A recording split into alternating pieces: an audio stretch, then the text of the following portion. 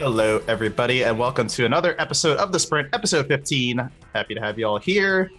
So welcome to our speedrunning talk show, where pretty much every other week we go through speedrunning news, discussions, play some cool clips, and we do a world record analysis of a different run every episode. So let's kind of start with some of the other stuff first before we get into the run analysis. But first, some introductions. So I am Darkman, and joined by me is the lovely JHobz to my left. Hello.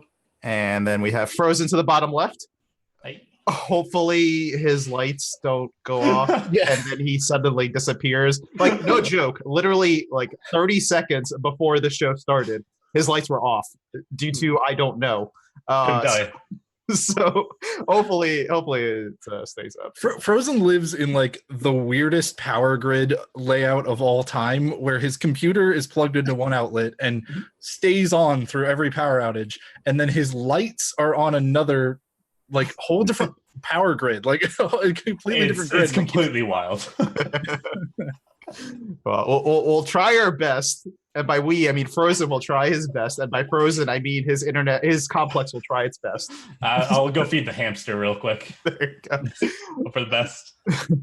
All right, so let's kind of kick things off now. Talk some news of the week. So we'll start off with GDQ Express. For those who did not see, yesterday we did announce that Games Done Quick Express is returning. So we did have it for the first time last year at TwitchCon. And once again, we are going to be back at TwitchCon from September 27th to 29th. We are raising money this time for Able Gamers, which is really cool. Last year we had the kind of like the TwitchCon Charity Plaza, which raised money for 10 different charities. But this time we're just going to be doing it for one charity, which is pretty cool. Able Gamers is awesome. So they help out people with disabilities try to, play video games, which is awesome. It's a really cool organization, and we're pretty excited to be working with them. But September 27th to 29th, it's going to be at TwitchCon in San Diego. We'll of course be streaming it on our channel, twitch.tv/GamesDoneQuick. And it's going to be a continuous marathon, 50 hours of speedrunning content, more or less. So yeah, what are your thoughts, guys? Another GDQX? I'm excited. I mean, I think that having a GDQ sponsored event, I guess, a GDQ ran event, that's just a weekend, provides people some great opportunities to go. Some people from TwitchCon are able to go to that are not as into speedrunning, can get some more exposure from that. It's just this different kind of environment, and I want to go this year. Yeah, especially after how it turned out last year. I heard awesome things about people who went. Yeah, I'm really hoping to go this year myself. Also, people have been clamoring for GDQs on the West Coast for a long time. So like GDQX two years in a row now in California is pretty cool. I'm excited for a few different reasons. One is the charity choice. Able Gamers is a fantastic charity that really could use like a lot of more money. Like they could use a lot of help with fundraising efforts. So I'm really hoping that GDQ can help with that, which would be super cool. And yeah, I want to go this year, so that's another reason I'm really excited. I think I'm going to be able to go this year. Never checked out TwitchCon, so it'll be kind of cool to see both sides of that. And I think just one of the other interesting things is because the submission period is only like a week or so after SGDQ, we're going to get like all of these really polished submissions, I think. Not for the games that people ran at SGDQ, but for the games that they started running a week before SGDQ because they got sick of doing all of their prep and practice. There you go. So they started running something else, and now they're going to be able to submit that. Or they got done with their run, and then all throughout GDQ. I want to hear somebody who learned a run at SGDQ and then submits it at GDQX. Like, ooh, all right. How? I mean, you just learn in the practice room, right? You just learn something like Pringles or whatever garbage game, and then you just. And also, with so many runners at GDQs, I mean, I find it really easy to learn games efficiently because anything that you get stuck on, there's somebody who runs that game. There's somebody who's there who's going to be like, okay, well, you're an idiot and couldn't learn it on your own, but I'll teach you. And that's the thing, is that they never say that. They're very kind about it, and they will have the utmost patience. But that's how I read it in my head. It's just, no, you couldn't do this on your own, so I'll have to do it for you. Could you just imagine if this had happened at like right this close to the AGDQ Darkman where you did the live tutorial of Strider? Right. Like there would have been 250 Strider submissions to one marathon. Nuts. Yeah, I was surprised at our lack of Strider submissions for the next SGDQ after that. It was only like probably like 5 or 10 or something like that. It was listen, people can only have their interest in that game for 1 week spurts. Okay. Yeah, if that tutorial had been like a week before, boy, you would have gotten a lot of Strider submissions. Get your sub 5, immediately submit the VOD. But yeah, kind of going back to GDQX, like at TwitchCon in general, I did fortunately have a chance to attend it last year while I was working the event. And yeah, it's kind of what Frozen and JHobz alluded to.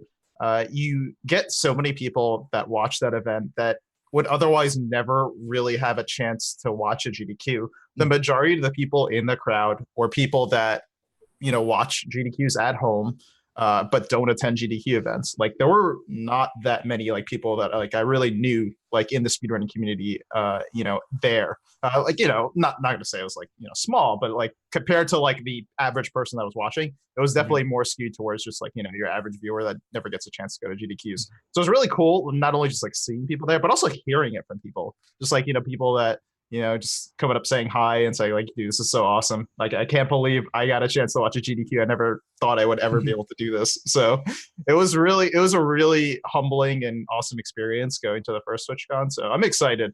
I'm excited for this year for sure. Yeah, because that's the thing, right? Is like not everybody can take a week off of work, and sometimes it can be like I could go to a weekend of AGDQ, but it's a whole week thing. Do I really want to go for just one weekend or whatever like that? Yep.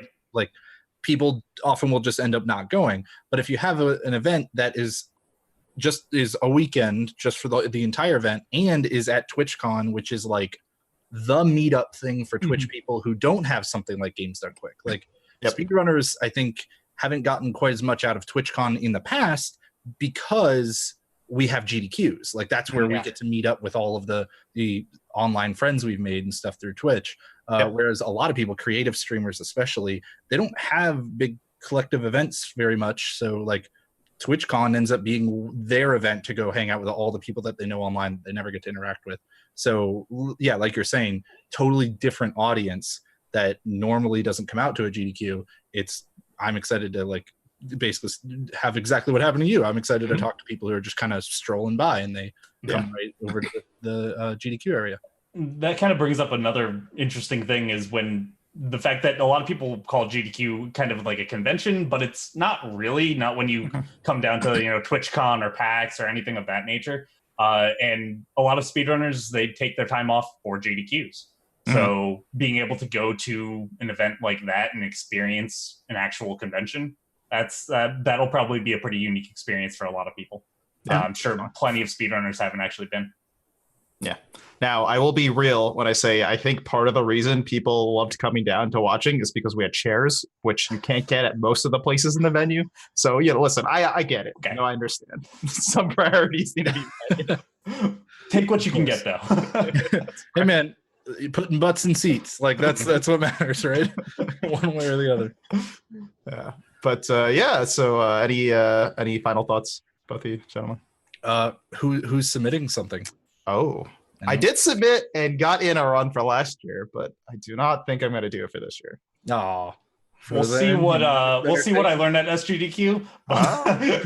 But likely I have been actually brushing up on the Humongous Entertainment all games. I've relearned a good amount of them now. Just have to learn the other like 5, I think. Listen, HE for GDQX, man. That'll be it. I gotta continue the push. I have to. I'm waiting for it. One day it'll get in somewhere. I might try to very rapidly learn a Spider-Man DLC. Or something, because I really want to submit. I want to get Spider-Man into a marathon, but the any percent would be way too long for something like GDQX. But the DLCs are actually pretty fast. I helped her out and learned the first DLC at one point, and 100% of it was like an hour, maybe an hour and a half. Any percent was like 45 minutes, which is like that perfect length, right? Like 30 minutes to an hour. So I kind of want to learn like the second and third ones and see if I can submit something like that. And I'll submit Crash stuff too since I'm running it at SGDQ, but I don't imagine that we'll want to do that one right after the other. Awesome. All right. Well, yeah, that's gonna pretty much wrap up for this topic. Just to kind of end on that, submissions do open, as JHobz was alluding to, the week after SGDQ. They open July 7th, and they last until the 14th. So if you are interested in submitting, you should definitely keep an eye on Twitter and the website for information on that. So moving on, E3 was last week, so it was pretty cool. Not strictly speedrunning related, but eventually speedrunning related. Right. Breath of the Wild 2 was announced, which is pretty cool. Didn't expect to hear about a Breath of the Wild sequel. Like, first of all, a sequel to a Zelda game. That's the most unique part, I think. Yeah. That in itself is pretty interesting. But on top of that, just like a sequel to a game that was so wildly popular in the speedrunning community, still is wildly popular. I mean, heck, we're gonna have it at SGDQ. Mm-hmm. For like a game like that to get announced this soon is pretty awesome. So yeah, I'm pretty excited for things like that. Just like kind of like maybe in general, your thoughts, fellas, on like Breath of the Wild 2, and also maybe anything else you saw at E3 that you're pretty excited for in terms of speedrunning. Yeah, I mean, I'm generally Breath of the Wild. I haven't played it. I don't run it, but I love watching clips of it. Like, I love it. So Breath of the Wild 2, I can only imagine it's going to introduce some new mechanics and hopefully keep most, if not all, of the old ones. So it'll be really interesting to see, what new stuff pops up. On top of that, like for me, Ori 2, Ori and the Will of the Wisps is awesome looking. I don't know yet technically, but it looks awesome. Big fan of speedrunning Ori and the Blind Forest. And Will of the Wisps is basically they've been pushing really hard that it has like more combat and more boss fights, and still has all of the movement from the first game basically. So that is one thing that I'm really excited about, because I've run plenty of games where there are some really intricate boss strategies, and I find that very interesting in a speedrunning context. And I'm hoping that I get all of the awesome movement that I love about Ori 1 in a speedrun scenario, plus intricate boss fights that have just wide, a wide diversity of strats. That'll become like my perfect 2020 speed game if it works out that way. So I'm looking out for that one. I actually had no idea that they announced Ori 2. That's awesome, and really like. Well, they announced very much so missed that while like ago. last year. They just last year. Yeah, they just gave the release date for this one, which is going to be in February 11th, 2020, I think. Yeah, that's awesome. I'm excited. It got delayed technically, but like, who cares? Whatever. It's fine. Better the game be great and delayed as opposed to releasing it. Exactly. Take all the time you need to make a game good. Yeah, exactly. When it comes to Breath of the Wild 2, I mean, as long as they keep basically the same formula of having an open world and a lot of different options, it's going to be good for speedrunning. I mean, an open world game has so many variety of options, and with a game like Zelda where you have a bunch of unique mechanics like they did previously, you find ways to exploit that. That's what speedrunners do. Yeah. And with a community like Breath of the Wild, they're going to do it again.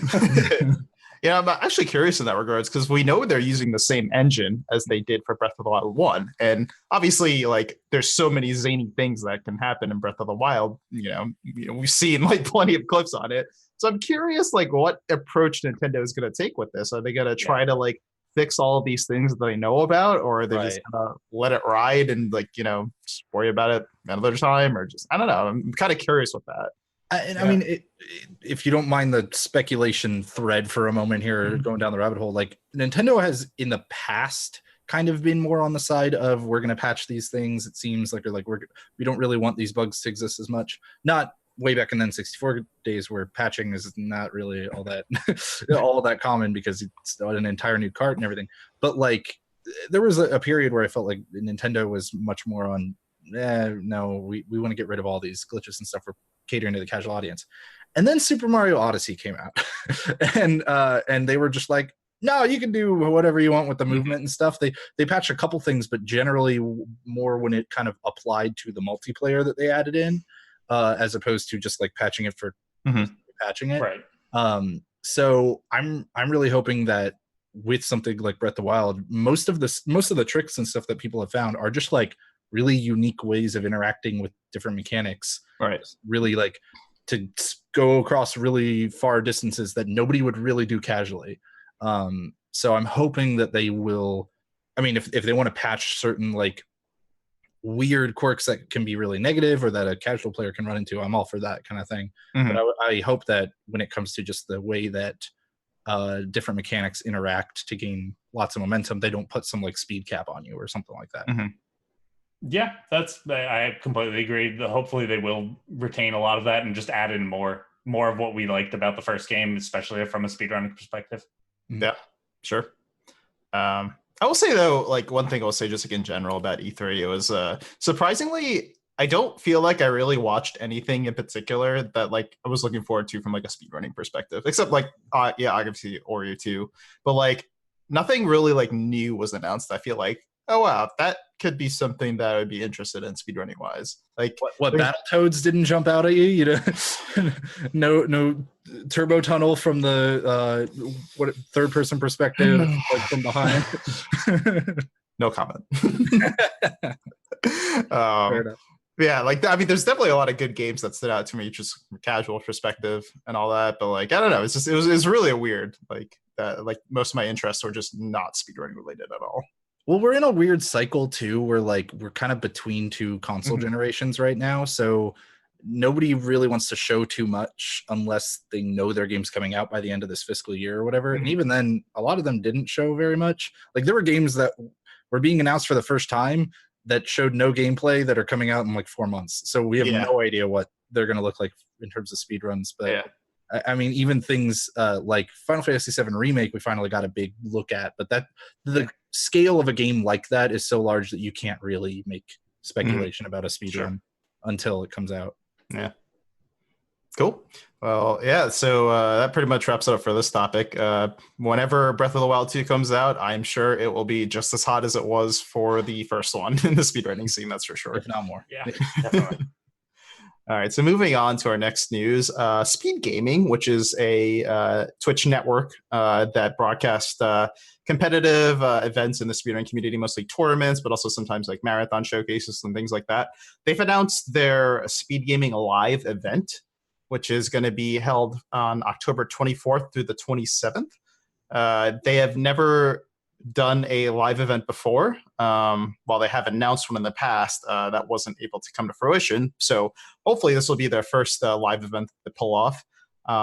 It's a pretty cool event. It's featuring cash prizes for a few different tournaments, most notably Super Mario Maker 2 and some of the more popular randomizers like Ocarina of Time. So yeah, this is pretty exciting news. It's going to be in Herndon, Virginia, which if anybody is keeping tabs at home, you may be familiar with that town and state.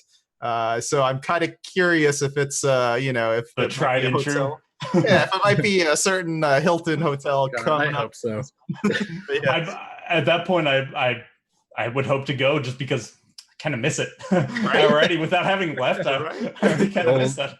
The old SGDQ hotel. I'm super excited for this. We've said in the past we always love seeing more events come up.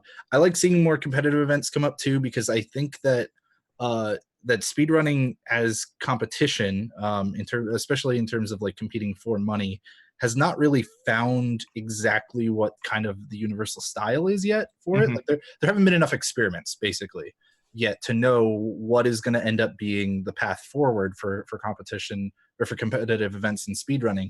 There's some cool ideas that have been like pretty good stuff, like the chase for the record. Yes. Twitch Rivals use a similar format. Like that format seems really good. And guess what? Chase for the Record was on Speed Gaming. So hopefully, I mean, I think they're going to probably mostly do head-to-head matches, but I'm excited. They're doing like online qualifiers that can increase your seeding unless like as opposed to if you just show up and get seated live. Which I think that's a neat way of kind of trying to gauge how many people will come before like a registration period or whatever, which I think is really smart. I'm just and plus I'm gonna go because it's only like 3 or 4 hour drive for me, so I'm really excited.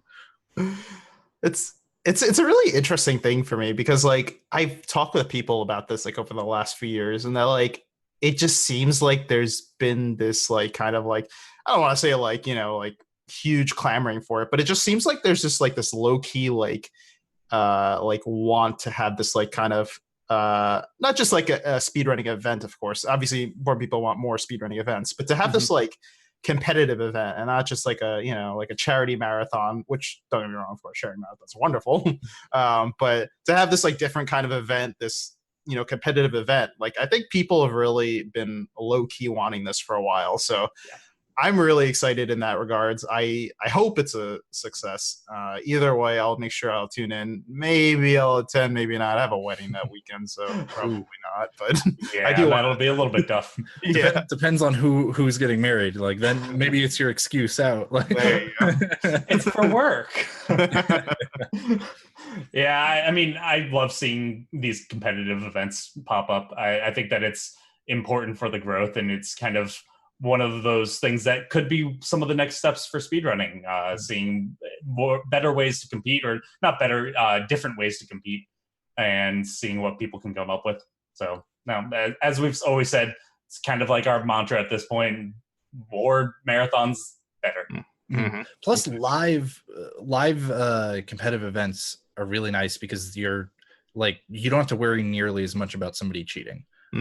Which is a concern that is blown out of proportion very often. I mean, we tackled that in another episode earlier on, but it is certainly still something that you have to take in as a factor. And when you are controlling all of the consoles and the format and the TVs and the entire broadcast live, you have much more. You have a lot more measures in place to catch somebody trying to do something fishy. Sure. I'm also just really excited because I was super bummed when the last one unfortunately wasn't able to happen. So I'm glad that they bounced back and they tried again, and hopefully this one is awesome. I hope so. Yeah. So once again, it's going to be October 24th through 27th. If you would like more information on how to attend or how you can participate in the tournaments, visit speedgaming.org/SGLive for more information. So that's pretty much going to wrap up our news of the week. It's going to kind of segue into our next topic, which is our roundtable discussion. So every show we kind of have like a discussion amongst the three of us. It could be a certain question, a certain discussion topic. For this show, it's pretty obvious.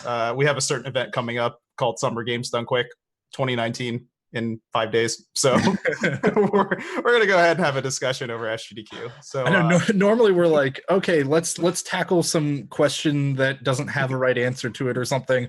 What's the right way to handle cheaters? What's the right way to do this or whatever? And then like this week we're just like, listen, man, SGDQ's coming up in a week. That's pretty much all we're thinking about at this point. We're excited. Let's just talk about it.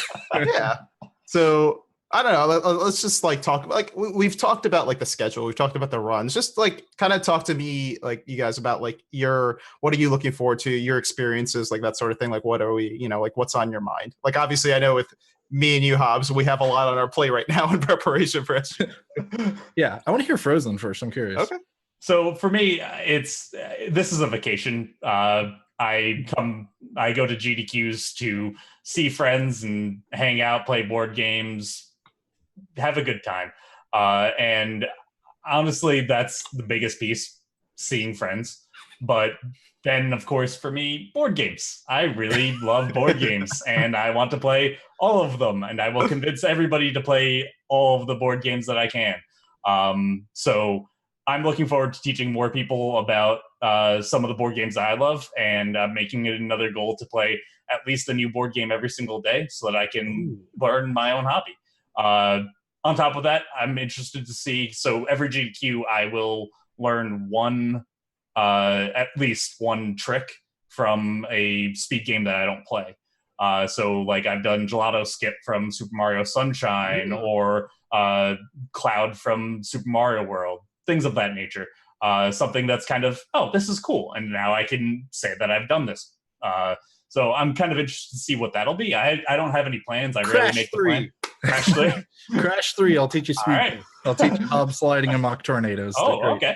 Yeah. So that's kind of generally what I'm looking forward to. Awesome. Cool. I know for me, it's my mind is in pre-show mode right up until it's done. Like it's weird because for those of you who don't know, I'm the interview coordinator for Games Done Quick. That's my like role on staff. So a large majority of my of the work that I do is done before the event and then at the event, all related to interviews, coordinating a bunch of people, coordinating the interviewers ourselves and stuff, and scheduling everything, doing some interviews myself, worrying about all that stuff. But for like a 2-week period, but especially the like 48 hours at the beginning of the marathon, 100% of my effort is turned towards the pre-show. So it's just really interesting because as soon as that's done, I'm like, okay, that now no longer means anything to me, and I can just look at the interviews. So I'm looking forward to us getting together and practicing. We always practice online because people everybody on the team lives in different states and everything.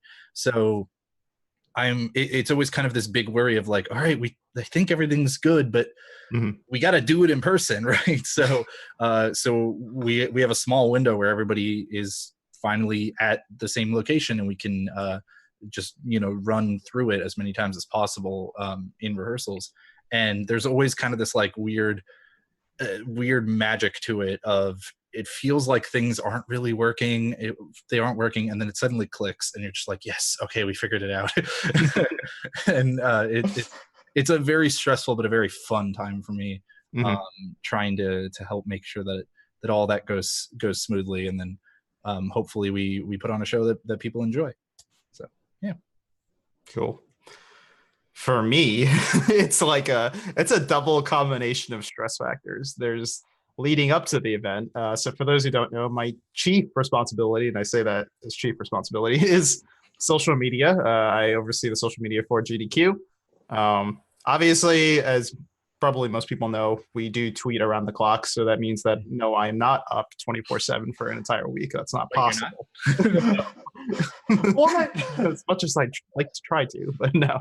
I have volunteers that kind of help me out with that regard. So for once the event starts on like the social media side, it's really all about just kind of like making sure my volunteers are just like doing things good. Like honestly, like all of them do a fantastic job. It's really nice. I don't really have to worry about them too much. It's just really filling in the gaps with like questions and just making sure that like fixing grammar mistakes, little things like that. I've been very fortunate that like nothing really big, like as a result of like one of my volunteers has ever happened yet. So hopefully that's a never. Yeah, hopefully that always remains a never. I'm very fortunate that like most of my volunteers at this point are returning volunteers. So I'd like to think that they're smart enough to know like what's good and what isn't. So that's really good. But leading up to the event, it's just like a giant like stress ball because there's a lot of sponsor requirements that we have that I have to make sure get done. And unfortunately, there's just this kind of window to do it. And you have like this much work with this window. So it's just it is like Saturday, like literally like the Saturday before the event starts is pretty much when I have to do most of this. So like I never leave the stream room, which sucks because like Saturday before the event is like really fun, right? Everybody's getting in, saying hi and all that. You get to like hang out with people and stuff. I can barely do that. Oh yeah, no, that's the when people are arriving and stuff. I'm usually, if I'm not in the stream room, I'm running down a hallway and I'll be like, oh hey, you're cool, and then I'll like keep moving because I'm just like, one of my favorite greetings at a GDQ was going to check into my hotel room. JHobz just appearing, going, Frozen, come with me. I'm like, okay. He's like, we're carrying things upstairs. Okay. And it was like, hey, I'll say hi to you properly later. It's fine. That's actually my favorite thing is like when I need something done or like, I need a volunteer or whatever, I just look around for somebody that I recognize. Hey, you, can I borrow you for a minute? Yeah. I definitely. And the great thing is nobody says no. Yeah, nobody says no. I enlisted Bird one time too. I was just like, hey, well, man, we got to put together this like table or these shelves or whatever. And I just looked around and I was like, I know you, Bird, come over here. It was great.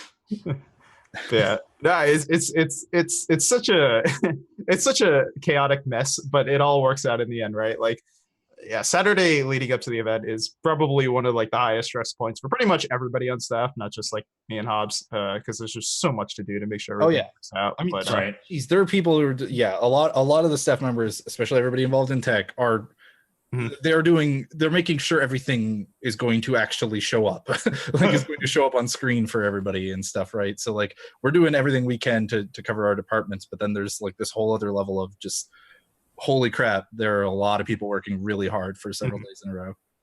I think, as Darkman was saying before, it can pretty much apply to all of Games Done Quick. A lot of work in this much time. I mean, that's like, honestly, like, even if I wasn't working, right? Like, you could even like say it that way. It's like you have this little window to spend time with and these many friends. We've mentioned this before, like on this show, but like Frozen, like I never see him. I never see him. Like maybe 5 minutes all of I think that total the three of us spent a grand total of 3 minutes together. Then individual, I think HobZ at the stall for like an hour or two maybe, and Darkman for 30 minutes an hour at best. Listen, I said it this time, we're playing Mysterium. I will make it to the board game room, I swear. But that being said, there is going to be pinball this time, so I might have to go back on that. I don't know. That's fair though. I was about to ask, like, what are y'all like looking forward to, like event wise, when you actually have time to hang out and have fun? For me, I'm just gonna go ahead and say it's the arcade. Like I find myself. Let's say, like, here's the thing, right, about the arcade. There's no like time commitment to it, right? You can spend 2 minutes in there or 2 hours, and they feature games that I really love. So it's just perfect. I always find myself in there just like randomly, like, oh yeah, I got like an interview in an hour. Yeah, I'm gonna go to the arcade. It's like, it's perfect for me. So if you ever need to know where I am, just look at the arcade first and then look at the stream room, probably in that order. Yeah. Pinball. That's it. Yeah. Pinball. Yeah. It's back. I mean, board games is primary. Arcade is definitely up there because having that kind of assortment on free play is really awesome, and I don't get to do that enough. But yeah, for me as well, similar to Darkman, except more board game room. You can pretty much always find me at the board game room if you don't know where to find me, and if you don't find me there, I'm probably sleeping. Perfect. Because you spent all night in the board game room. Exactly. So what do you guys think, like, takeaways from the event? Like, what do you want to see happen? Whether it's like a donation total, whether it's like, something happening during runs, I don't know, just like something with your interviews, HobZ, like anything. Like, what is it that you want to see happen during the week? That's going on. I want to see myself win my race for Crash 3. I just want to see. I'm always big about the donation total. Like a lot of the times, if you are watching as we're getting to like the last run, or we're hitting close to the 2 million mark and stuff, if you ever hear somebody from the crowd scream really loud, like just scream "come on" or whatever, that's pretty often me. Like it has been the last 2 or 3 times. So yeah, I always want us to beat the donation total from the last year. So I definitely want that to happen. I have to echo the same thing. I mean, that's the number one reason why Games Done Quick is doing this, right? And it's for the charity, and we want to see as much money raised as possible. Seeing us break that goal time and time again is always, it's a great feeling. There's no real way to describe the feeling in that room when you break past beating the old total. It's just it's unique and awesome. Cool. As much as I agree with the donation sentiment, I'm just going to keep it simple. We kind of take it for granted because of our events, but I just want to see everybody happy. Like I want to see everybody like feel like they had a great event. Like that's really like one of the biggest things for me, is like just seeing people like, really enjoying their time at the events. Because like for me personally, I've known what it's like to be at a GDQ and not feel like you want to be there. So I don't want anybody else to ever like feel that way. So I just want to make sure everybody's happy. That's really my thing. And if you don't know what to do, learn pinball. There you go. I had one last question on this because I have a feeling we're moving away from this, but one run people might know about that they should watch, or even just one run you think everybody should watch from each of you. Frozen. You first. Well, offhand, I think that the number one run that I'm looking forward to, and what I think other people should as well, is Kirby Air Ride. It's a fantastic speed game, or racing game, actually, ran by two of my good friends, Pear Strike and one David J. They're going to put on an amazing show, and both are extremely funny. It'll be a really good run. I'm going to be staying up all night to catch it, and that says a lot for being at a GDQ. Dang. All right. Listen, I have to do a 2 answer because one of them is a giant meme. I know which one you're. Oh yeah, you know what it is. The one and the only Hilux. All right. To watch Hilux. It may be at like 4:30 in the morning or something like that on Wednesday, but you need to watch Hilux. Okay, it's just like it's an experience. It's a real experience. That's all I can say. Frozen Marlin's a great, or Frozen Flying Marlin's a great guy. I don't know why I looked at Frozen. He's a great. I'm not gonna explain anything about the game. You just need to watch it. Yeah. What's your other one? So a very unheralded game that is accepted is Jumper Griffin Story, which we talked about at a previous Sprint episode. This is a really cool speedrun. It's like it's a licensed game, right? So like people can be like, oh yeah, this game's trash or whatever. And JHobz does agree that it's trash, but it's quite bad. The speedrun is really cool. It's broken to all like it's just a bunch of nonsense. Like the entire game is just broken. So it's a really fun watch. I believe it's Thursday at like 2 or 3 a.m. or something like that. So definitely check it out. Something like that.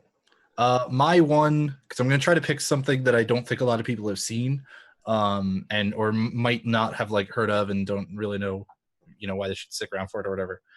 Remnants of Nazith is a game that is just like you basically you have a grapple, you have 2D levels that are very short, IL based game where levels can be like 3 seconds long and stuff like that.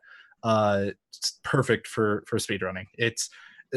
I've had a conversation with Darkman in the past where at a certain level, sometimes you just need a game to look fast, like to be an interesting speedrun. Like there's kind of a bare minimum of like, even if you're optimizing all these movements really, really well and stuff, if it doesn't look fast, it's not going to catch people who haven't played the game and stuff.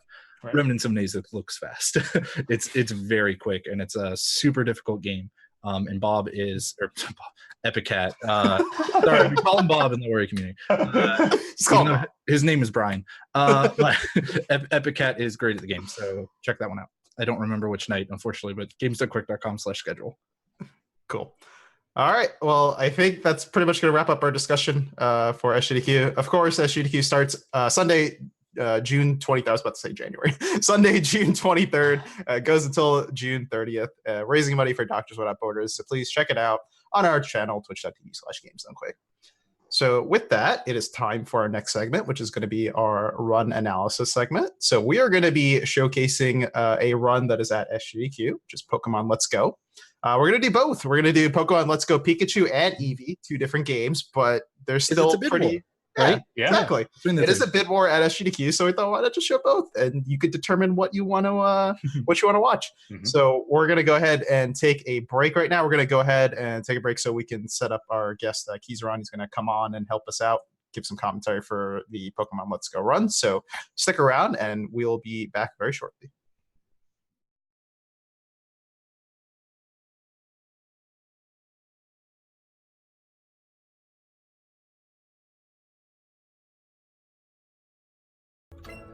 But I finally have 3 monitors that are actually all the same size, and I am very happy. I'm a little annoyed. So I'm using a triple monitor mount, right? Rather than having the monitors on their own stands. And this monitor, the third one, is slightly higher than the other ones.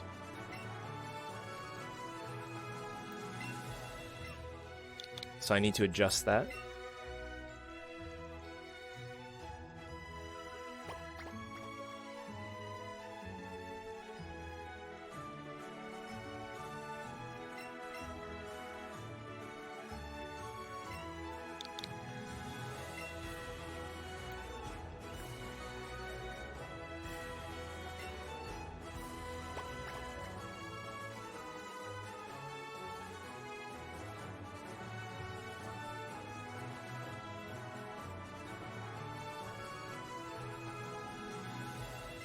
There's really nobody streaming right now. So for those that don't know, what I typically will do is I will have a stream up that I like sort of have here, just up while I'm doing resets and like early run attempts, and then obviously it'll go away at some point, but there's just nobody on right now. That means they should all be watching me, right? Kappa.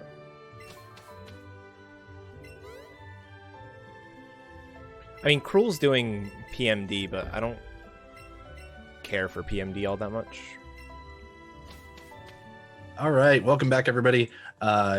We are now joined by Keizaron, the lovely, the wonderful Keys. Hello. How are you doing, Keys?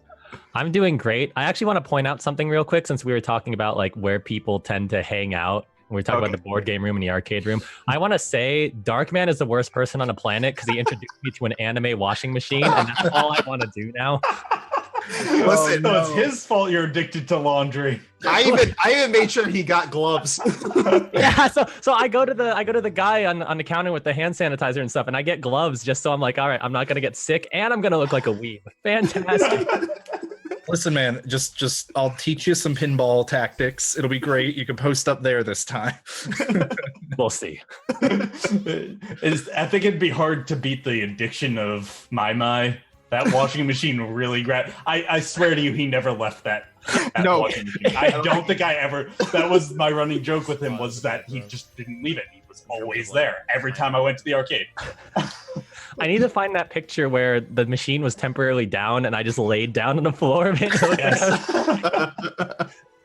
Oh God! All right. Well, to talk about what we're actually supposed to talk about, Are we? we're here to break down a speedrun for you all. We do this segment basically where we're just gonna look at a world record. In this case, we are looking at Pokemon Let's Go Eevee and Pokemon Let's Go Pikachu, both by Eddaket. And we're gonna mostly be looking at the Eevee run here, but we're gonna look at Pikachu in the context of like what's different from the Eevee run. And just kind of break down some stuff about like what is really cool about the game, you know, what kind of tech is there and stuff, but also where are the segments that are just unbeatable, that are really good? What are the spots that can use a little bit of improvement, somewhere where somebody can save some time if they're trying to take world record away? And to help us with that, Keys is here to tell us everything because we know nothing about Pokemon. I know very little more. Great. So Keys, why don't you give us just a little bit of a history of Pokemon Let's Go. It's very new game, obviously, but it still has gone through some changes and stuff, right? Yeah, so like in the span of less than a year or whatever, how long it's been, it's actually gone through a lot of changes, both in terms of routing and in terms of the rules. So something that we're going to see throughout a lot of these clips is you're going to see utilization of Eddaket using 2 controllers at once, which wasn't allowed in the one-player runs for the longest time until we as a community realized, hey, that's kind of goofy. Plus, there aren't 2 people playing at the same time ever, so it's kind of a pointless category restriction. And then if you did post game, you can. And then just in terms of the game, like it's a really nice, fresh change of pace for Pokemon. I think it's exactly the injection of new life that the series needed, because it's combining both the original Pokemon style along with Pokemon Go, which, as everyone knows, Pokemon Go was a global phenomenon, and it just reignited passion for Pokemon. So overall, like the games are just a ton of fun, and the speedruns are really interesting to watch too. And then what makes Let's Go different? Because it's kind of not in the mainline Pokemon series and stuff. There really aren't many battles in terms of what you're used to with Pokemon, right? Why is this different as just a game and also mainly as a speedrun? Well, so in terms of the game, like I said, it's based on Pokemon Go. So the emphasis for that is catching things. And, you know, that's always been the case for Pokemon in general, because got to catch them all. But it's even more emphasized in this because catching gives you a ton of experience, so much more than fights. In fact, if I remember correctly, somebody calculated how much experience you get from catching a Chansey in the final dungeon, and it's infinitely more than beating the final hardest trainer. It's that much of a significant change. So, and there's also just a ton of fights that you can skip in general, whereas old Pokemon games, there's always, I'd say about 40 or 50% of the trainers you typically have to fight, whereas now you're fighting maybe 15 or 20% of them. Wow.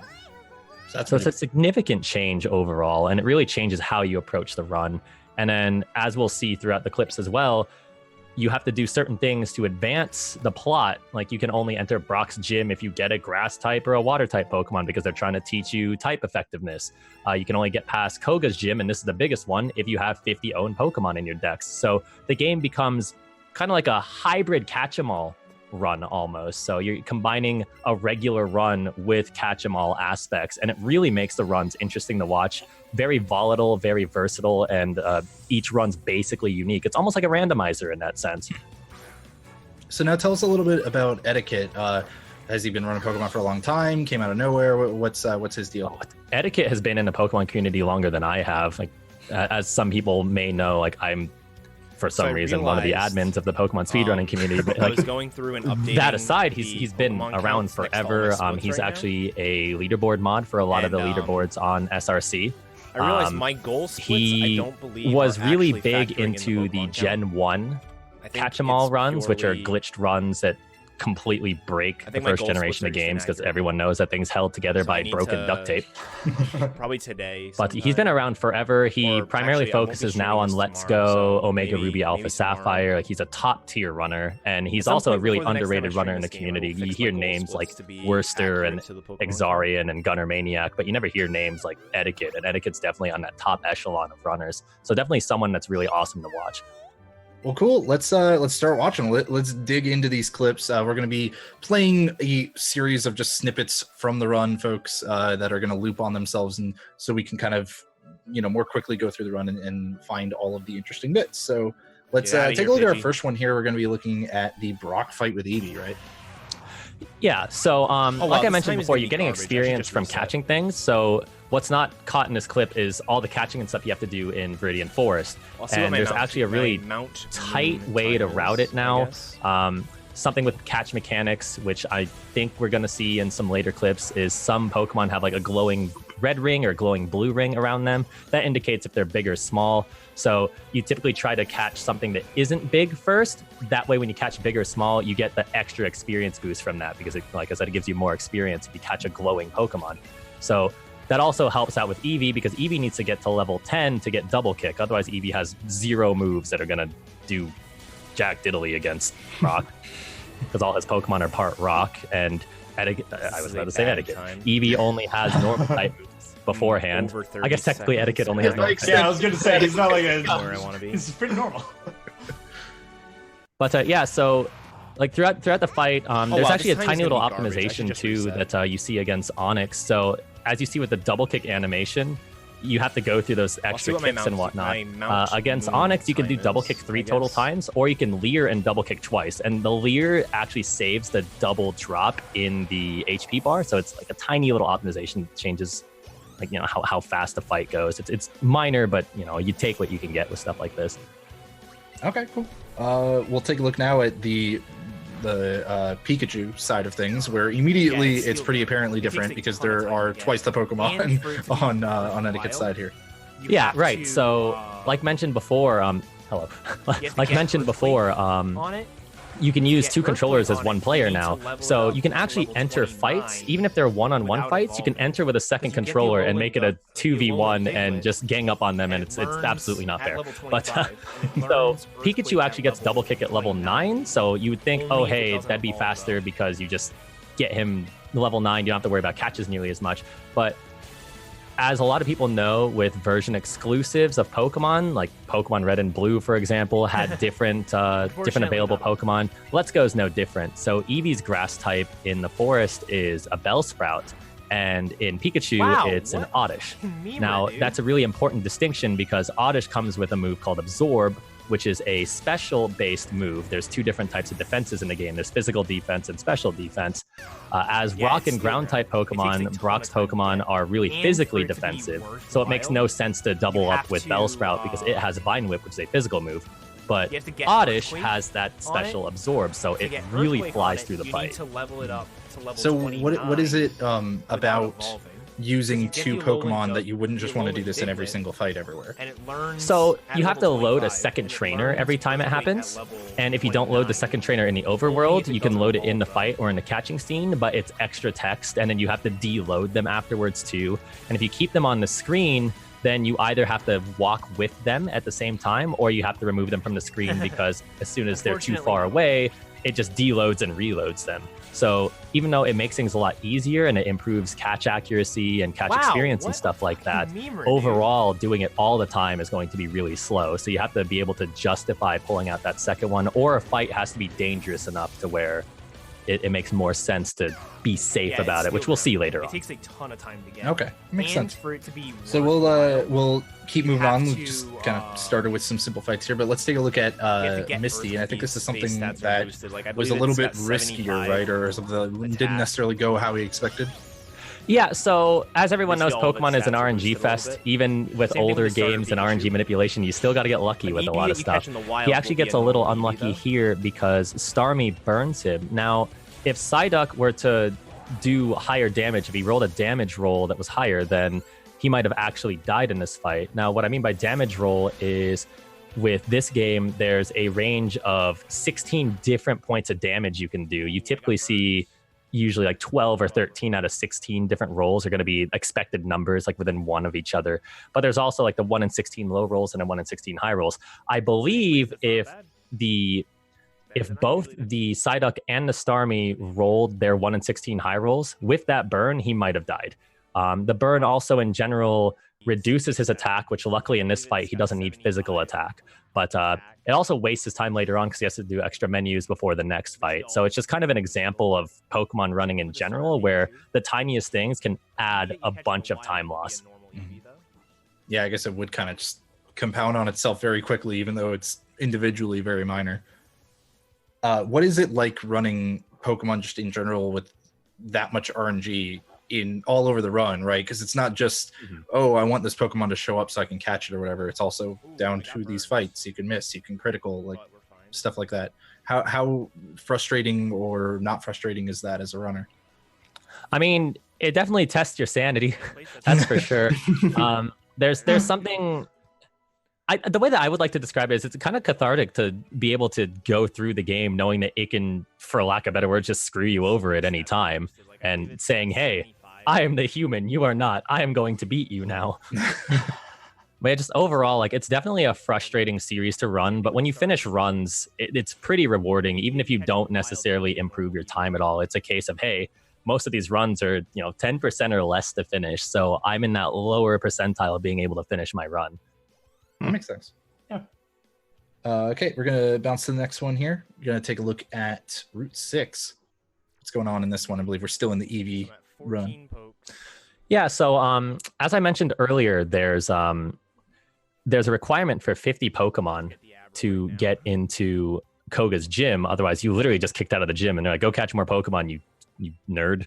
But this Abra isn't something that's planned, and it's actually really convenient too. I can't recall if he used a lure before this or not, which I'll explain that in a sec. But like the Abra coming at level 17 is really nice because it only takes one more level to evolve, and there's an automatic experience all turned on in this game. So anytime you have something in your party, whether you catch something or whether you fight a trainer or something, everyone in the party is going to get the experience. So it's a nice little bonus Pokemon that he got. Pretty lucky, pretty fortunate, and it's essentially 2 Dex entries.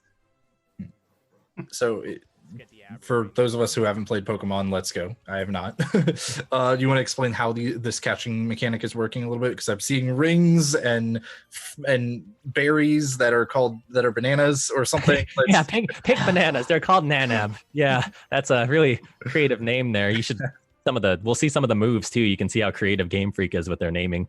But so in this case, it's motion control. There's 2 ways to play a Switch, as everyone knows. You can either have it in handheld mode or you can have it docked.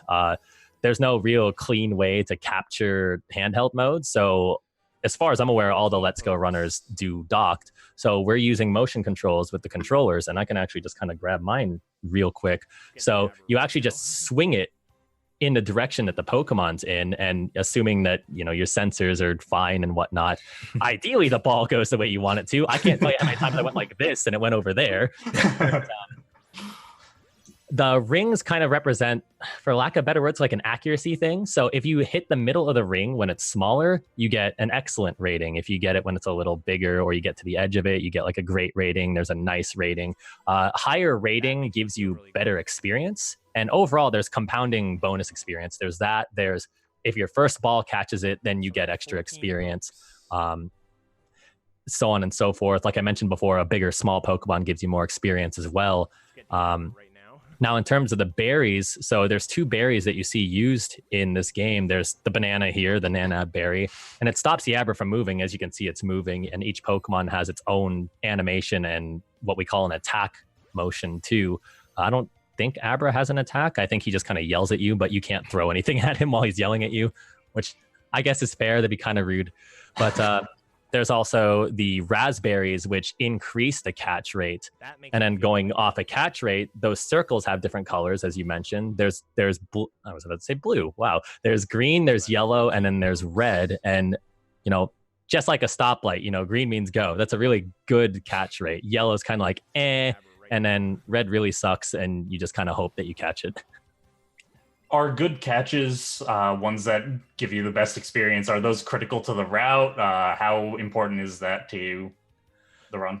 So for the most part, it's really important throughout most of the run. There are some cases where, like Abra is a good example, where sometimes you just catch it just to catch it.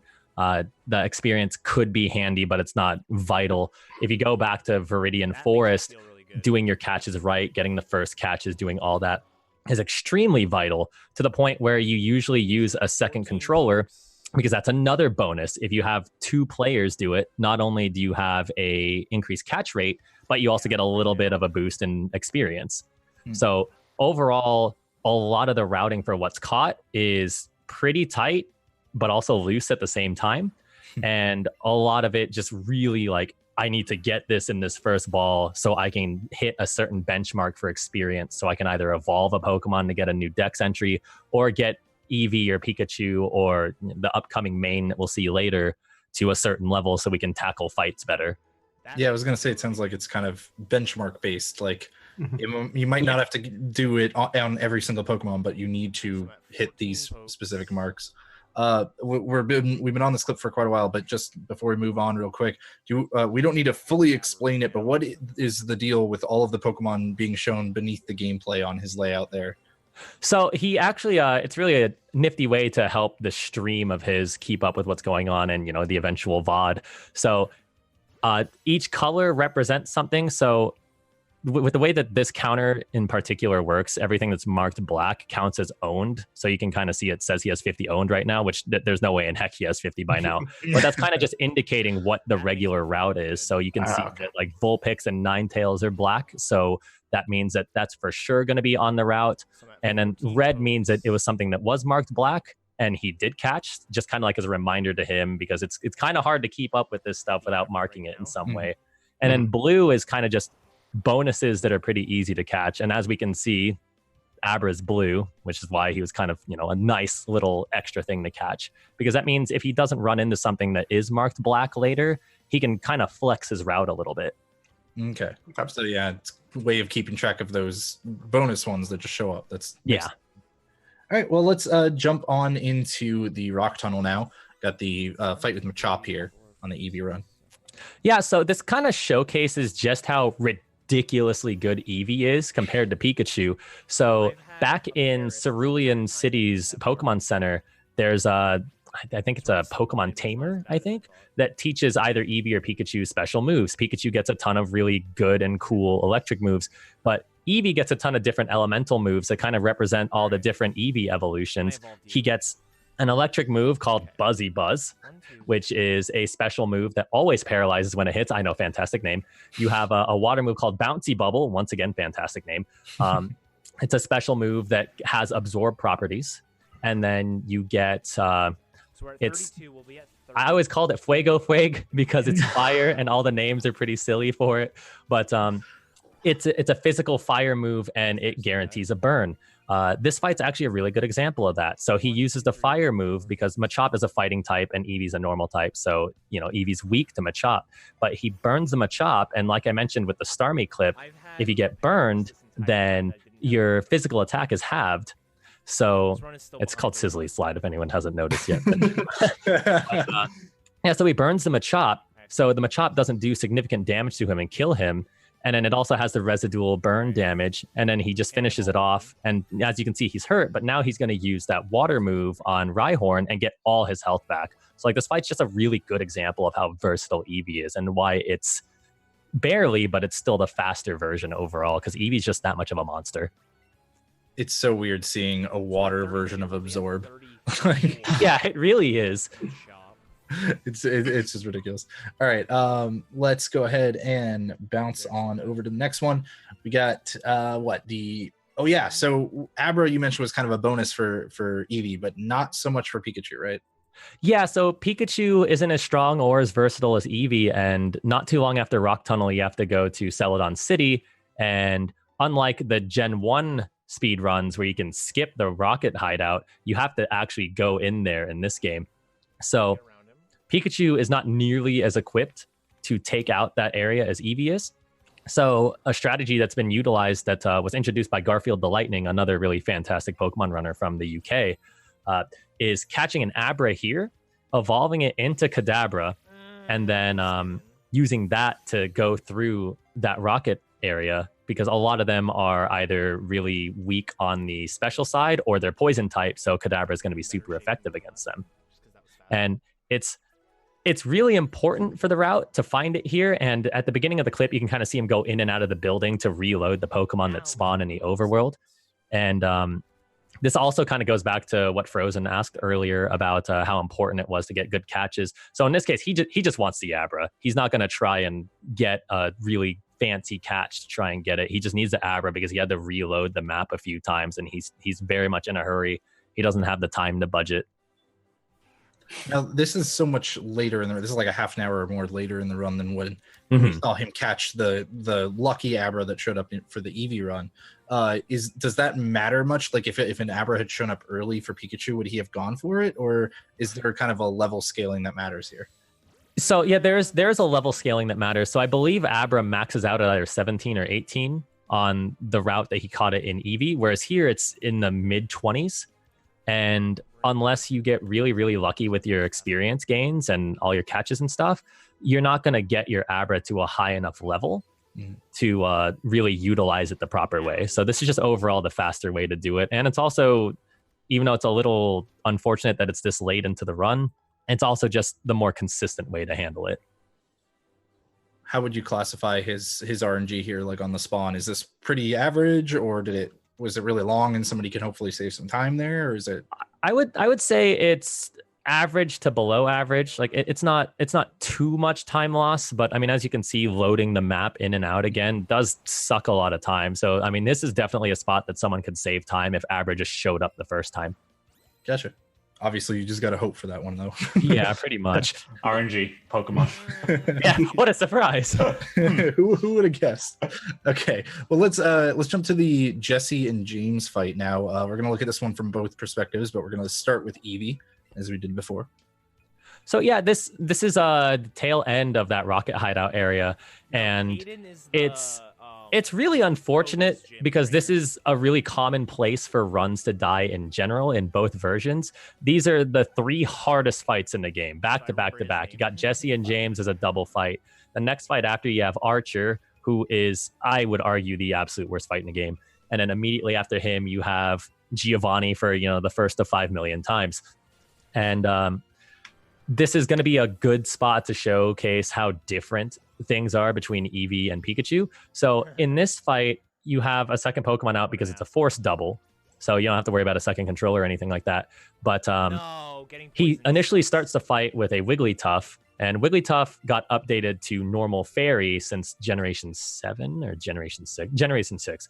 And fairies are weak to poison. So this is a good AI fight. And what I mean by that is the AI is going to go for what kills more often than not. So he gets a free turn here because the Arbok goes after Wigglytuff. Wigglytuff dies in one hit, and you send out Rhyhorn. On both Eevee's turn and on Rhyhorn's on Wigglytuff's turn, excuse me, you set up the Eevee because the Eevee needs a ton of boost to get through everything. As you can see, he paralyzes the Arbok because the Arbok's the biggest problem, and then he's just using his second Pokemon to constantly set up so he can clean up the fight. He does get an unfortunate poison here, though, but overall it's not too bad because more often than not, you have to menu after this fight anyway, so it's a tiny bit of time loss.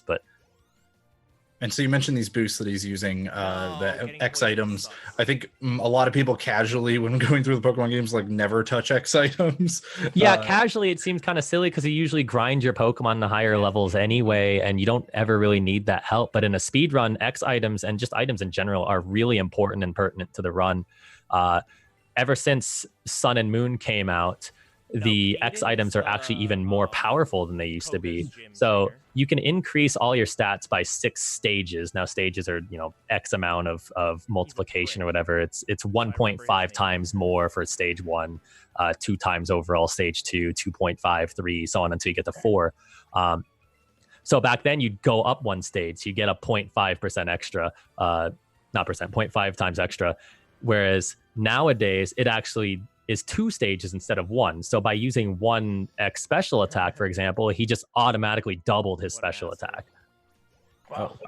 In some cases, if the fight goes pretty quickly, then that's not really something that's too important. But in lengthier fights, you go from, I used 1 turn to set up and then 1 turn to kill, to I used 1 turn to set up and 4 turns to kill, as opposed to no setup and 8 to 9 turns.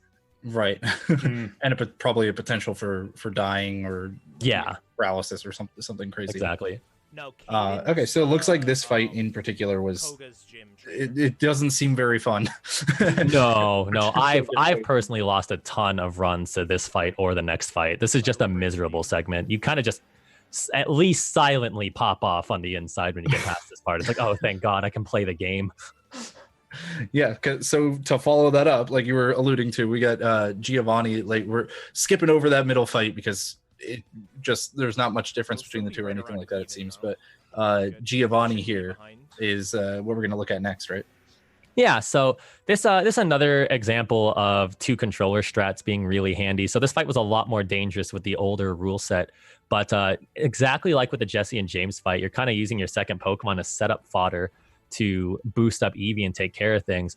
Now, this fight did go pretty well for him overall. It could be a nightmare because you have to set up Eevee with a bunch of X attacks, and then you have Double Edge, which is a really powerful move, but as you can see right there, he lost a ton of health because of recoil. Now, if Persian doesn't lead Fake Out, which it's most likely going to, but every now and again it won't. If it leads Slash and it critical Slash, then Eevee's going to potentially kill itself with the Double Edge recoil, and that's just a ton of time that's lost. He's not going to Fake Out again because you can only use Fake Out turn 1, and he's just going to constantly go after the Eevee because the AI is going to be like, I can kill this, plus Rhyhorn's a rock. I don't want to bash my head against the rock. I'm going to bash my head against the soft fox. And then losing your Eevee here is not necessarily run ending, but it's so much scrambling to fix it and so much improv that it might as well just be the end of the run. Plus, your items are routed really tightly at this point in time, which is something I should have mentioned earlier. So you only shop 3 times overall throughout the run, and the first 2 shops are really tight because you don't have that much money. So you buy really specific amounts of items, and there really isn't anything in terms of backups just in case something goes wrong, just because of how tightly routed everything is. You could go out of your way for money items and stuff, but all that adds up. Not only picking up the item, but selling the item too just adds a ton of extra time. The third shop, though, you're so freaking rich that you just buy everything that you want in multiples, and you have like 5 million backups. But the first 2 marts are definitely really, really tight. So losing his Eevee in this case would be really, really detrimental to the run. So like if you see Slash, like if you see Persian open up with Slash, is it basically just nothing you could do, or are you hoping for a low damage roll or anything like that? So if you see it, you're hoping you don't get criticaled. Slash is one of those moves that's considered a high critical hit ratio. Some other moves that are like that are like Karate Chop and Razor Leaf and stuff. Slash is super powerful in general because Persian is a normal type and Slash is a normal type move, and that gives what's called a same type attack bonus, or stab for short. So it's 1.5 times the damage. So Slash has a natural power of 70, I believe. So then it becomes 105, and then a critical of that's what I can't remember off the top of my head, but a critical is way more than that. So if you see Slash, you're just hoping and praying that he didn't crit that turn, and if he did, then you use a turn to heal and hope that he doesn't crit again. So definitely sounds like rough fights. Oh, absolutely. If you guys couldn't tell, apparently Pokemon is math. That's how we speed Yeah, it's very much math. Like if you can't do quick on the fly mathematics, then it's actually kind of difficult to be a Pokemon runner. Interesting. Sorry, Darkman, were you gonna say it? Yeah, is there any particular reason that we're using Rhyhorn as our cannon fodder, or it just happens to be Rhyhorn, I guess? So there's actually there's no bicycle in this game. What you can do though is you can ride Pokemon, and Rhyhorn is the most available Pokemon that is faster than walking speed. Mm-hmm. And so it's usually in your party anyway until much later. And it just happens to be there for this particular fight just because Persian doesn't have any moves that really affect it. So it gives you something that can stay alive to set things up, and if things go south, then something to try and save it. 20 seconds. Makes sense. Well, now that we've seen how it is for Eevee, let's take a look at these fights with Pikachu's route. A little bit different, right? Oh yeah, especially since you have that Kadabra. Now, I'm not gonna lie to the audience, I actually just saw this fight for the first time a couple of days ago, and I was you can ask these guys, I was amazed. I was freaking the heck out. Like it's such a cool strategy. So as I mentioned before, Kadabra has super effective moves against Arbok and Weezing because they're poison type, and he has Psybeam, which is a psychic move. Kadabra is also a psychic Pokemon, so that stab bonus that I was talking about before, that's redundant, stab bonus, is applied here. So it's really, really powerful, and it's really quick. As you can see, he doesn't need to send out a specific Pokemon. He just uses Pikachu to set him up. He takes out the Arbok really quickly, and because he's so ahead of the curve with this fight, he actually heals his Pikachu in this fight for the next one, so he doesn't have to menu outside of the fight. So that was, 2 total turns as opposed to the 4 for Eevee, and then all that extra setup and all the extra animations because there are more Pokemon that are still alive. I was gonna say, not to mention, like Eevee, when using an item that, like, he had to use an antidote, right, for Eevee, which he was not wanting to do at all, really hated having to do that in the moment and all that. But in this one, it's just like, we've got a spare turn. Let's go ahead and use the super potion. Yeah, because you have to do an action with that second Pokemon, so you might as well just do something that's productive and saves you time later, which is usually in Pokemon speedrunning in general, that's one of those little things that adds up to a ton of time save, is just being really optimal with how you menu, choosing where you do things. Typically, even if you're really low on health, you'll see a lot of runners put off healing until they absolutely need to menu to do something else anyway, just so they can combine it all and have those small, 4-second time saves that add up throughout the runs. So has there been any thought with this Kadabra strat being used here for Pikachu is very obviously faster than the Eevee strat for this. Has there been any thought of like mirroring that strat to the Eevee side, picking up a high level Abra instead of getting an early one and turning it into Kadabra? Or is it just like, well, but it's kind of too slow because you don't use it in too many other places? Like, what's going on there? Yeah, it's kind of that second thing you said. Plus, like mentioned before, Eevee's just that versatile. Eevee doesn't really struggle with anything in this segment until these fights happen, and that's where you have to do all your setup and stuff. Whereas Pikachu just has no feasibly fast or even halfway fast way to get through this. So the time loss to get the Abra/Kadabra in Pikachu is absolutely justified, and it saves all that time. And as you see, like, it just makes things a lot easier. Whereas Eevee, more often than not, it's not going to be faster, and if it's faster, it's because you got lucky. Mm-hmm. Okay. So Eevee doesn't really need it. Like it's more like a perk with Eevee, whereas it's a necessity with Pikachu. Gotcha. All right, well, let's take a look at Giovanni with the Pikachu side as well. See how this one's different. Immediately doing some menuing, it seems. Yeah. So this is actually interesting. So as good as Kadabra is for this segment, he's still not that good against Persian. So Kadabra's a wet paper bag defensively. That Persian uses Slash. He's probably dead, especially if it crits, then he's absolutely dead. So you catch a Graveler in Rock Tunnel, which you want to get an Eevee, but you absolutely want to get in Pikachu. Now, as mentioned before, Persian only has normal type moves and Graveler's a rock type Pokemon. So you actually do a really, really hilarious thing where you set up the Graveler with some X attacks that boost its attack, and then you just blow up. Like you literally kamikaze bomb the Persian, and then you send out the Kadabra after that to finish off the Rhyhorn, because Kadabra's going to outspeed, and Kadabra is a special based attacker and Rhyhorn doesn't have special defense. So yeah, as you can see here, Graveler just kind of falls on his face and there's a giant kablosion and Persian's gone. Wow. There is no animation. It's just he fell. Well, if there were animations, it'd be glorious. I promise. I was gonna say it might be better that way. Yeah, I just like it this way. So definitely very, very different it seems here. And then I guess Pikachu is just fine for Rhyhorn after. Yeah, so he sends out the Kadabra as he sends out the Pikachu. okay. And this is kind of what I was talking about earlier about how, you know, it's not always fast to use the second controller. They had that extra text and that extra animation to send out the Pokemon. But yeah, Pikachu just sets up the Kadabra with an X special attack to try and kill the Rhyhorn. Now it's a range, which that's a term we use for those low damage rolls that don't kill. So it's a range to kill it. And if he went after the Kadabra, that might have been bad, but he went after the Pikachu, so it was fine. It was just a waste of time because it was an extra turn. So for any potential Pikachu speedrunners, this is another place that you can potentially save some time. It's just having a better Kadabra. I like that it's Krabby's time to shine. He's just dancing. He's like, hooray, I'm here too. I'm helping.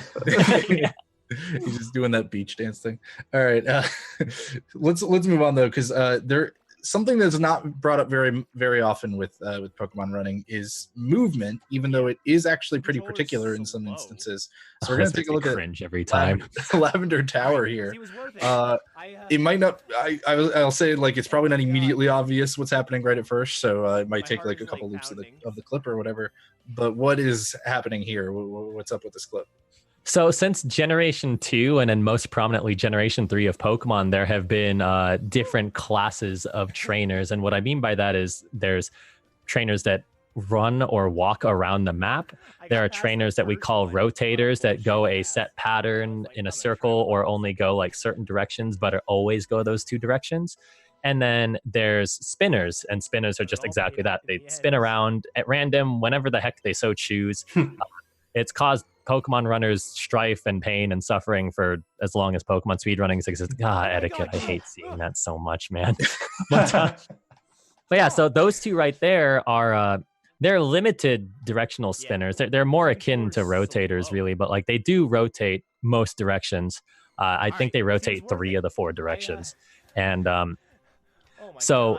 He almost hits them 3 separate times, as you can see. And in any other game, he'd be dead to rights with every time. But Pokemon Let's Go has a more narrow tunnel of vision. So he's like a pixel or 2 off from hitting them every freaking time. And it's so heartbreaking to watch. I like how what we don't get to see is that really they're wearing goggles that limit their vision down to like this super tiny line, because it looks like he just walks right past them while they're looking at him. Like a really good example of how crazy spinners are you'll actually see it in the Crystal Run at GDQ. There's no controlling those.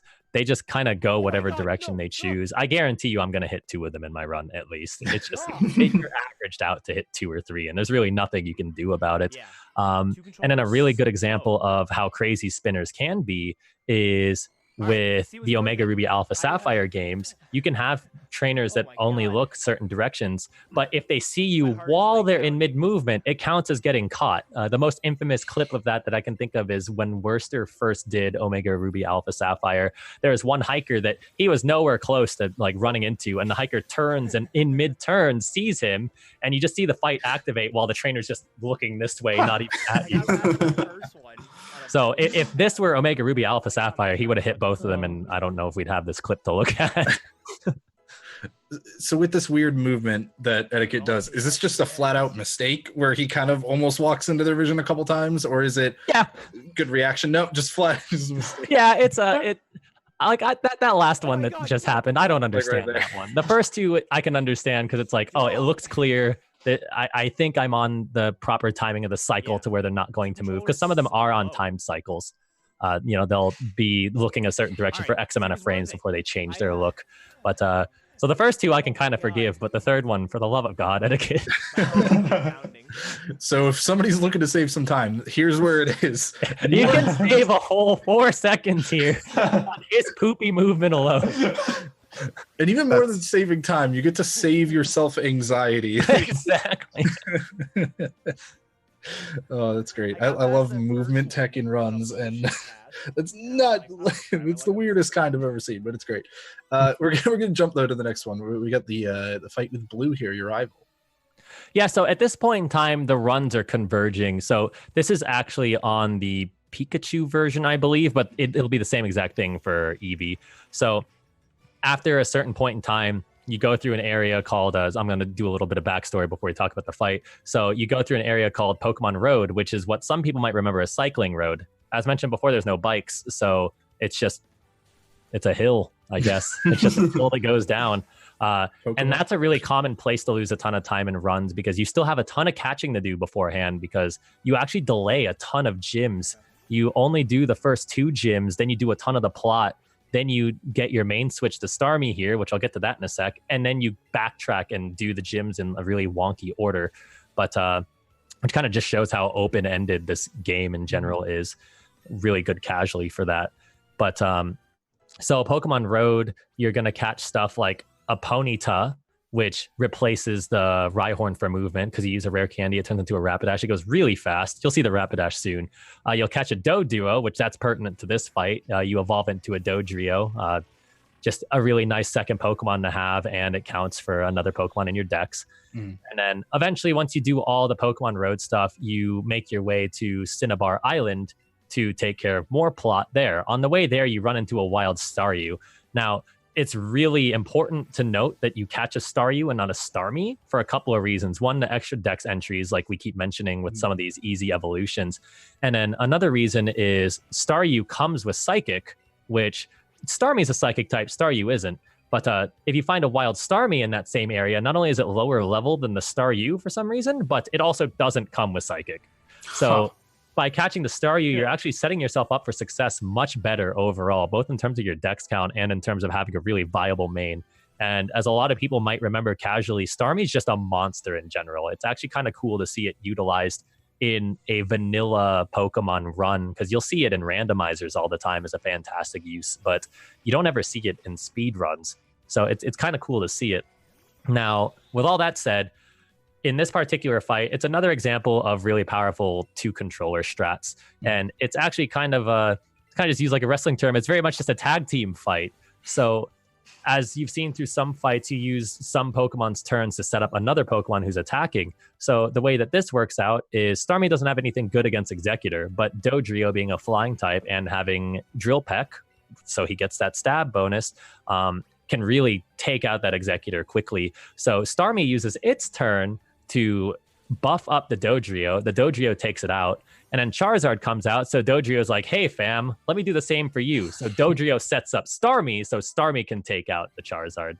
So it's just a really cool use of 2 controllers. It shows how powerful using both can be, and it's just a neat thing to see that in some fights, it's not just that primary Pokemon you're using to help win the fight, which we saw with some of the Pikachu, Kadabra, Graveler fights. Sometimes it's not just the main. And that's another reason why Let's Go is a really fun watch, because you get to see so much varied strategy and varied gameplay. Yeah, I was going to say, especially with both of them actually getting to attack and not just one buffing up one just being there as cannon fodder to buff up the other one. I like, for people who haven't really caught Pokemon Red and Blue, or maybe they have, I know that often those runs are like, okay, let's go get a Nidoking or Nidoqueen or whatever, and that's gonna be your Pokemon for literally everything for the rest of the run. So I agree, it's absolutely super neat to see.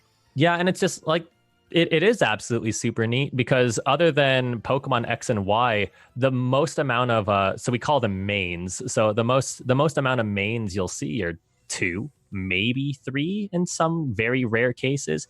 But like X and Y, you go through a cavalcade of different Pokemon. Like you cycle through so many. But yeah, like it's just really neat to see that even with a main, there's still like sub mains to use. Mm-hmm. Awesome. Well, let's take a look now at Naomi, who is not a name that I think many people know as like a super notable, trainer or gym leader or anything like that. So what's this lady sucks. I hate her so much. She has killed so many runs. This is a fantastic thing for the run to have 2 controllers for. So Kangaskhan has Crunch. Crunch is a physical dark move. So it's super effective against Starmie, as you can see right there. With one controller, you set up the Starmie for 1 turn. You got to set up an X special attack. Otherwise, you can't take out the Kangaskhan. And then you have to hit Hydro Pump. Now, Hydro Pump is a move that can miss. And as you can see, it does more than half of your health. So if you set up like that and then you miss your Hydro Pump, you're just dead. Whereas with the 2 controller strat, you can do all that setup in 1 turn. And then you can also have a safe backup strategy as well. So you use Rapidash to boost up the Starmie, and then you use Hydro Pump turn 1 as opposed to turn 2. If you miss, then you have Rapidash to set him up 1 more time to use Scald instead to kill it. Because Scald's a weaker move than Hydro Pump. It needs more boost to beat him. But at least if you miss, like you're still fine. And you can't die in this case because even if he criticals back then used to be 2 times, typically around 2 times the amount of damage that a normal move is. Whereas nowadays it's only 1.5. So even with a critical hit, Starmie's absolutely alive. And this fight is absolutely doable with 2 controllers and is not the run killer that it used to be. Yeah, also, Rapidash just kind of is there for eye candy after that setup, really. just gets to flow the main flowing in the wind, I guess. It's fire, but whatever. Yeah, so it definitely seems like a much nicer way of taking that out. So now some more of that actually interesting movement in a Pokemon game that you said Rapidash was going to get its time to shine. Here we go. Yeah, so as you can see, Rapidash is moving quite fast, like way faster than walking. First off, oh my god. Second off, other than him physically trying to pass her right there, it kind of looks like Eddaket's doing weird movement. He might be messing up, but what's happening is if a Pokemon can't fit in a certain space, then you automatically demount it. So he actually gets off that Pokemon by running into the corner, so he doesn't have to go into the menu and then unmount it that way and then remount it manually, which is really, really slow. He just runs into the corner to demount it and then hugs the wall so it doesn't come back. And that allows him to tightly fit past this trainer. And this trainer is really a pain in the butt. So being able to skip it's really good. There's actually 4 total trainers, if I remember correctly, that you can skip. And this is probably the most dangerous one to mess up. It can very much kill a run, especially since your PowerPoints route is really, really tight. And you don't want to use extra moves before the Elite Four that you don't want to use. Mm-hmm. There is one trainer in the aforementioned Pokemon Road that you do a similar thing with this. You actually run into a Pokeball and it demounts, and then you just run past him. And then there's actually 2 trainers early, right before Vermilion City, where their vision just ends in a really weird place. So if you walk perfectly down the middle of the path where they are, both of them don't see you. It's probably the easiest and yet the hardest thing to do at the same time, because it's one of those things where it's like, oh, it's so easy, I'm not going to mess it up. And then that's when you mess it up because you're just overconfident about it. But like those 2 fights aren't too detrimental if you do hit one. And the third one can be dangerous, but this one's definitely the worst of the 4 if you fail to skip. And as you can see, it is a really tight window. Is this a run killer for if I would say you so. actually get it? Okay. I would say so. You could probably get past it because Starmie is that good, but you could probably get past it, but then you lose so much time because you have to use a center after that. Whereas the PowerPoint route is so tight that we actually don't use the center right now. So you have all that additional stuff to worry about, and then you can die in a fight. So it's scary in general, and it's definitely a run ruiner. Sure. If not an entire just destroyer. Yeah. Well, I think we're gonna go then to our final clip here. Gotta take a look at the champion fight, of course, and Eddaket.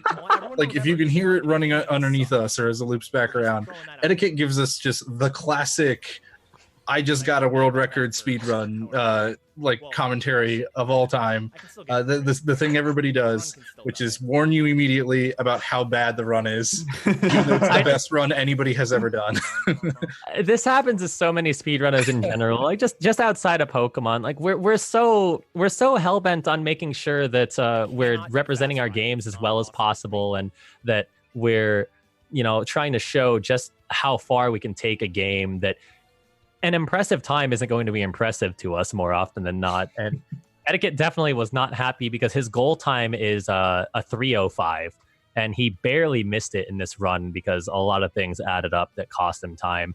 And it's just funny to hear him just immediately start the clip. This run sucks. I want you all to know that this run sucks. There we go. Yeah. Tell him, Eddaket. But it's also funny to note too that it takes a while in the clip before he says, "All right, world record, we win, we did it," because you can still die in this fight. Yeah, thanks, Eddaket. You can still die in this fight. So this is the only required mega evolution that you have to deal with, and so mega evolutions are something that was introduced in Gen 6. It boosts Pokemon stats. In some cases, it gives them a completely different typing. Like Gyarados changes from water flying to water dark, because Game Freak's a tease and doesn't want to make him a dragon no matter what. But so this Pidgeot's a lot stronger than it normally would be, and then it has Air Slash, which goes back to that stab attack bonus. And you have to set up a ton. You set up for, depending on your Starmie stats, anywhere between 3 to 5 turns, I believe. And that's just a lot of turns that he can critical you. Like you set up an X defense so you don't die, or X special defense. I can't remember which one. So you can reduce the damage and increase how many turns you can like stall before you heal. But at a certain point in time, if he gets critical, then the critical bypasses the X special defense. And if he's low enough health, he just dies and loses the run, which would be unfortunate because there's only 6 Pokemon left before he's done. So like imagine losing in the last possible Pokemon that can kill you. Right. Like, that's 3 hours just down the drain because of that. Now, to emphasize, because of RNG. That's because of RNG. We have to emphasize that. It's not because you're good or bad. It's because the game hates you or it tolerates you. Tolerates. But you could actually do a little bit of a slower thing where you utilize the 2 controllers to set up, or you could have another Pokemon in your party, like you had the Rapidash. But once you're done with Rapidash, you actually remove it from your party, because as mentioned earlier, if you have something in your party, then it gets experience too. So that's every single Pokemon. It's like, oh, all the Pokemon in your party got X amount of experience over and over and over. So you'd be looking at 26 extra text boxes to clear and to sit through if you kept it in your party. So a lot more than I. Yeah. Yeah, so it's very much risk versus reward. And, as a speedrunner, you're more often going to go for risk. And that's not even counting if they like leveled up or something, right? Because leveling up text, which I believe it levels up once or twice. Eddaket could mention that in chat, I'm sure. But like you for sure get at least 1 level out of it, and that just adds even more time. And in some cases, some older runs, like some of my runs when I first played this game too, we didn't think about that before. And we would sometimes have Pokemon that learn moves when they level up in here. So that's just time and time and time and time added on. So you take that risk of only having the Starmie, so you don't have to sit through all that. I want everyone to remember this run. I can't over the start of this. It's wonderful. I could listen to that. I'll clip that portion. This represents everything about speedrunning.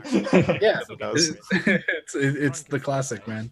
Every world record has to have a "this run sucks" in it. It's great. Well, yeah, I think that's basically going to do it for Pokemon Let's Go. Remember, folks, we specifically picked this because it's going to be at SGDQ. In fact, it's going to be on Friday? Saturday morning at about 8:30ish or so. Local time? In the morning. So, yeah, definitely. And it is a bit more. So, if you want to see Eevee, you like Pikachu, you choose. If you like chaos and destruction, go with Pikachu, because that's likely to go wrong. Well, it's nuts too because it was like it seemed like for a while Eevee was pretty far ahead of Pikachu, right? Or at least like was very solidly the faster one. And now they're 15, 16 seconds apart, right? So, Yeah, they're not too far off. Eevee has more potential overall to be the lowest, I believe, because Pikachu just needs a lot more to line up. But they're both very competitive, and it's really nice for aspiring runners, veteran runners, and just like the leaderboard's distinction overall, that we have them separated into two different categories, because it is an unfortunate side effect of some of the old Pokemon games where one version's clearly faster than the other, so the other one never gets ran, so there's never a leaderboard, and you have to buy the right one. It's almost pay to win at that point. Whereas like with these games, they're so close and so competitive, and they're separated anyway, so if you like Pikachu better than Eevee, you still have a leaderboard to submit to. You still have a community of routers and runners that focus on that game. And you can still be really, really close to what's considered the superior version for running. This run sucked. Neat. Well, thanks, Keys, for breaking this down for us. Thanks again to Eddaket for like letting us show his run and all that as well. But Keys, you alluded to it before. You are also going to be at SGDQ. I mean, doing interviews and stuff, but you're also going to be running something. Go ahead and just plug that real quick. Yeah. So, oh gosh, I should remember what day it is, huh? It's a Tuesday. Tuesday afternoon. I hope. I want to say You're correct. Yes. Okay. Good. I couldn't remember if it was Tuesday or Wednesday, but yeah. So we actually have more than one Pokemon game this time around. So we have 2 Pokemon games, but 3 runs total if donation incentives are met. Which I don't know if I was supposed to say that or not, but I did anyway. You're fine. You're fine. But so there's a potential to see Pokemon Crystal ran twice. I'm going to be doing the glitchless category, which is estimated at about 3.5 hours, and then after that, if we hit the incentive, then we have Poke Guy, who is easily one of the best Pokemon runners that we have in the community, doing the glitched version of it, which is significantly shorter, like 20 minutes or something. So you get to see me deal with the slog, and you get to see him just be like, all right, hold my beer. Well, cool. Thanks once again, Keys, for coming on. And we are going to go to a short break here, folks. We're going to play some ads and stuff like that. Hey, remember, it's June, so it is the month of SGDQ. So if you don't want to watch the ads and you've got Twitch Prime or something, or you want to subscribe, that money, the sub revenue, actually goes to Doctors Without Borders. It goes straight to the charity throughout the entire month of June. So now's an awesome time to go ahead and subscribe or whatever. And yeah, thanks again. We'll see you all on the other side of the break.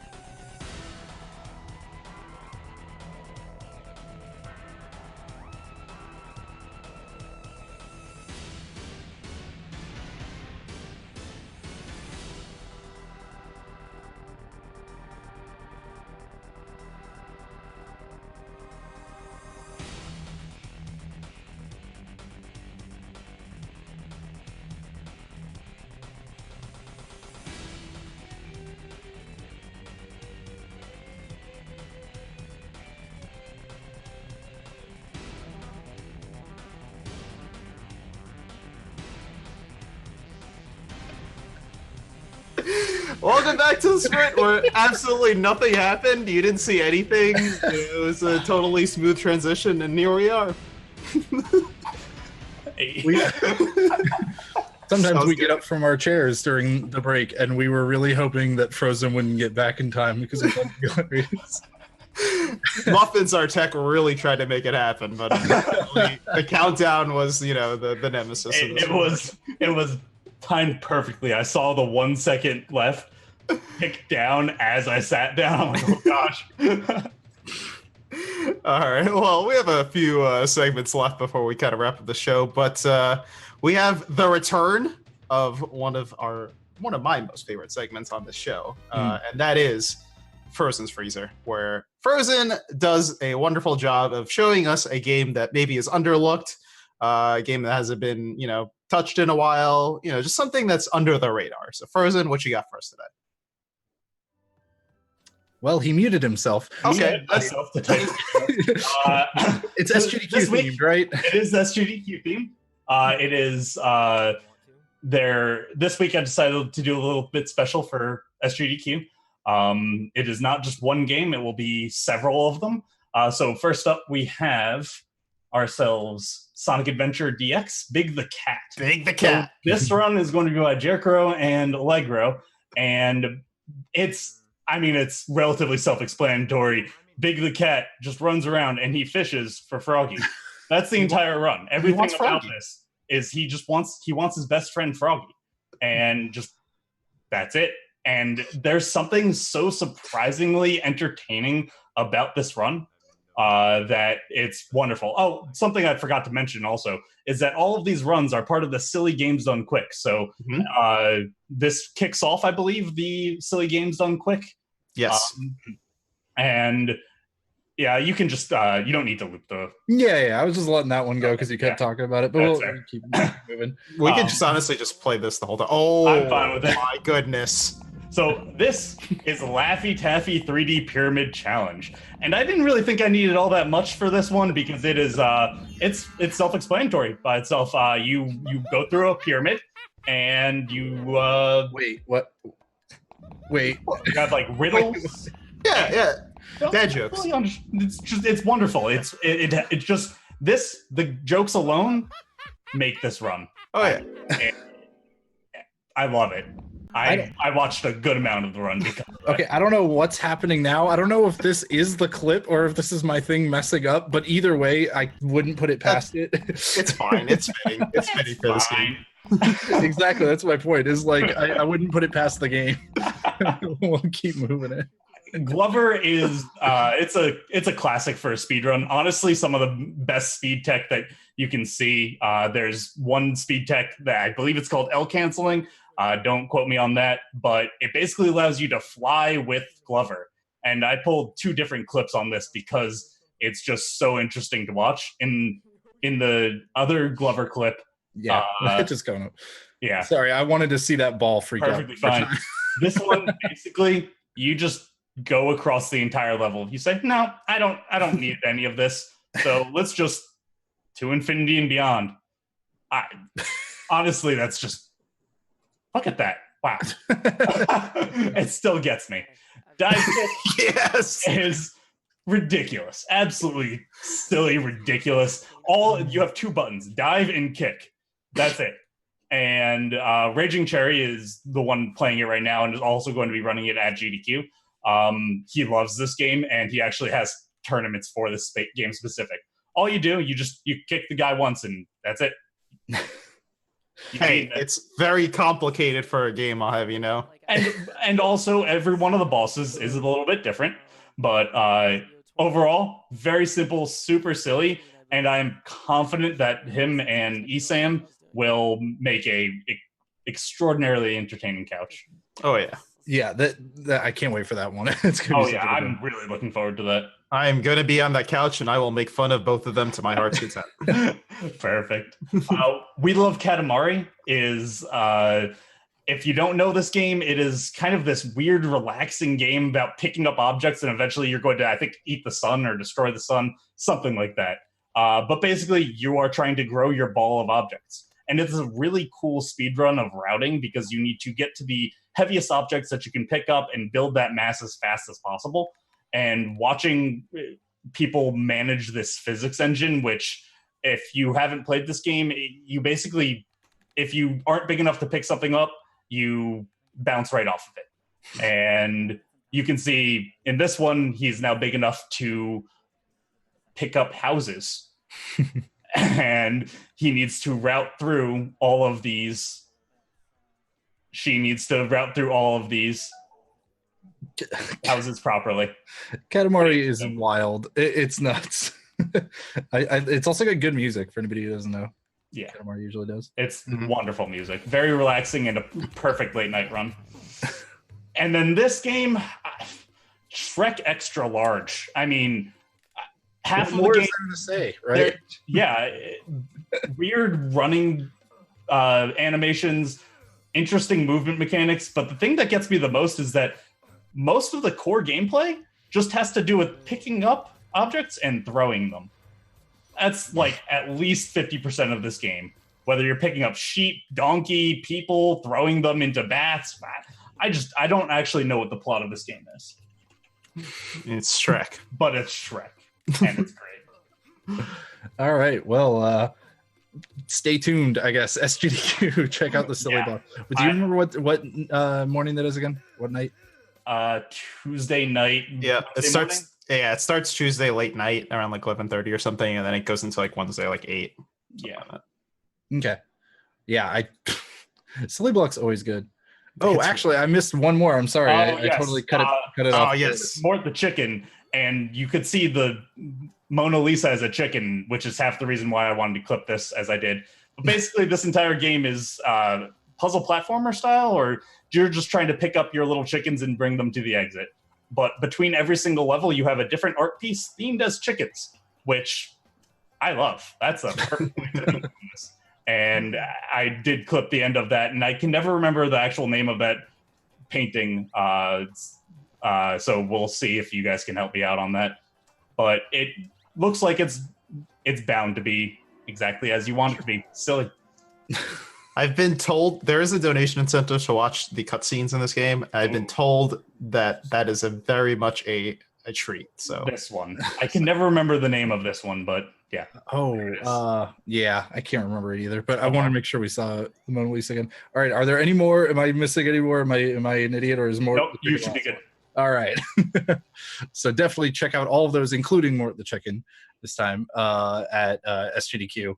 Tuesday late night, Wednesday early morning, depending on your time zone and everything. You know, it might be middle of the day for some people on Wednesday, but it's, man, silly block and awful block at AGDQ is always such a good time. It's always super funny. All right. Well, what else we got? Now, well, what the? Wait a minute. No, nothing. We're fine. Okay. I definitely didn't miss a ton more clips. People will just have to check out Silly Block. Yeah. Okay. All right.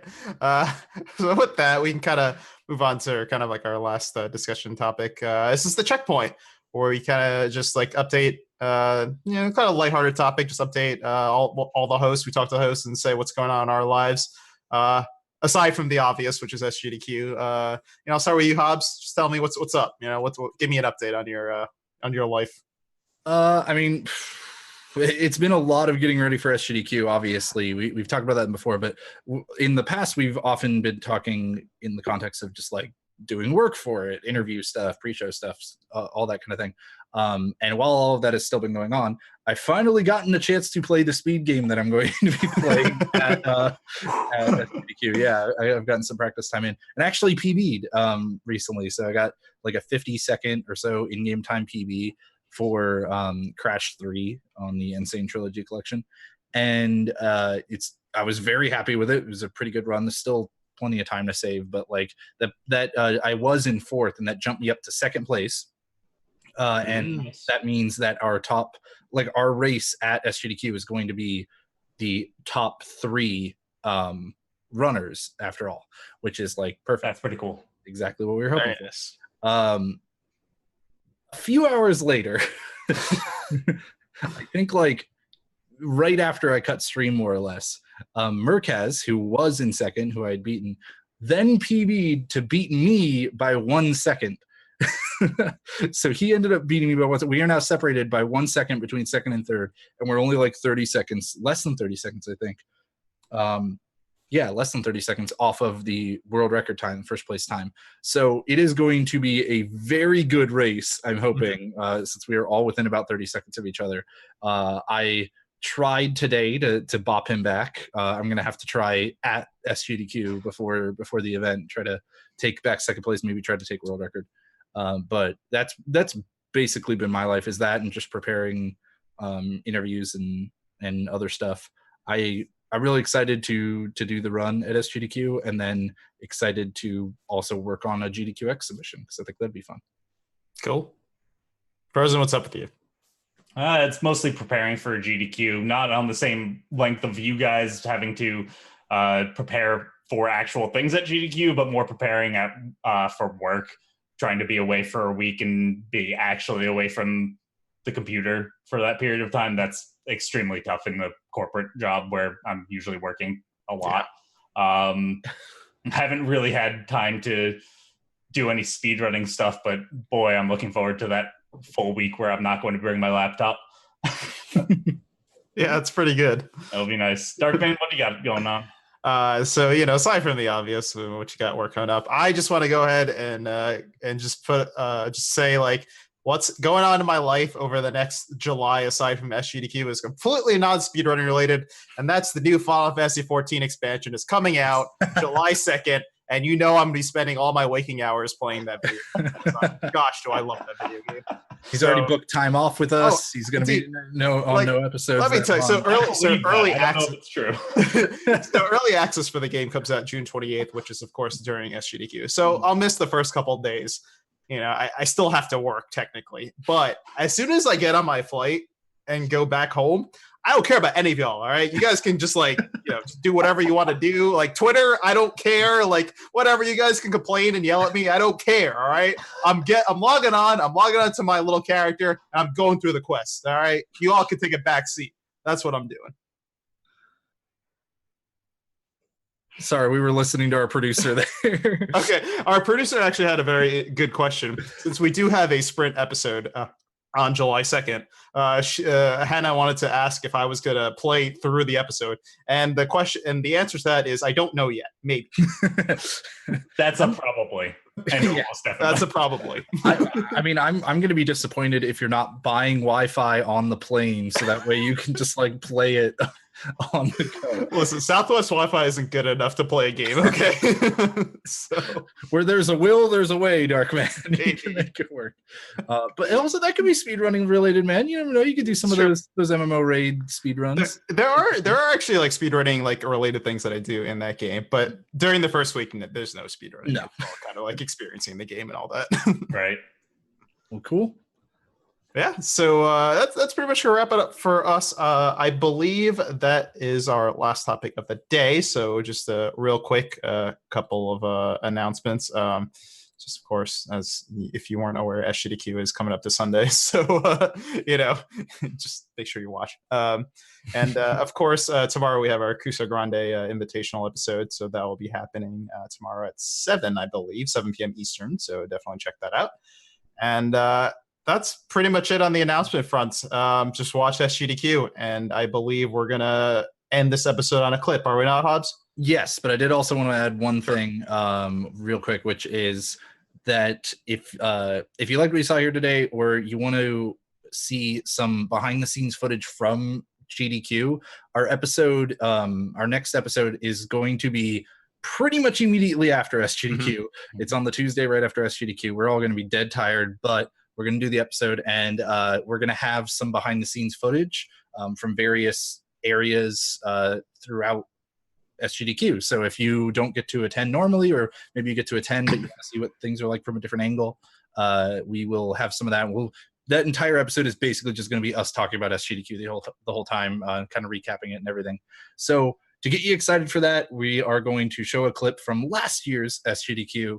And this clip, many people already know the context, but the main thing is the rematch will happen this year.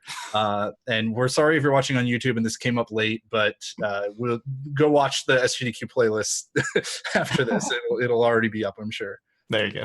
Yeah, we'll see y'all at SGDQ and then after as well. Enjoy.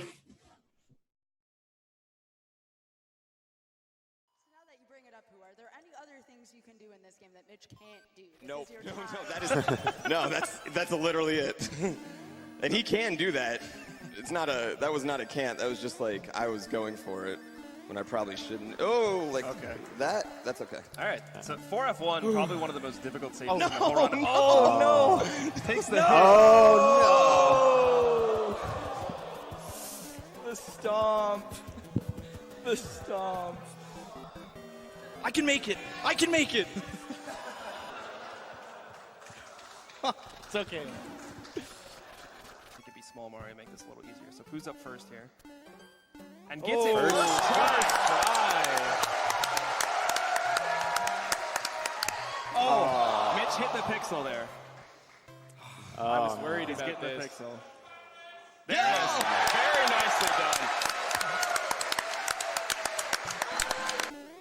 Okay, good save there.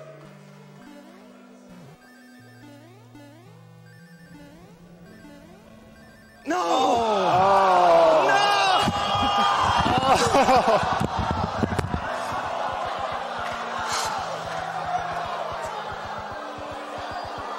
We got a hum.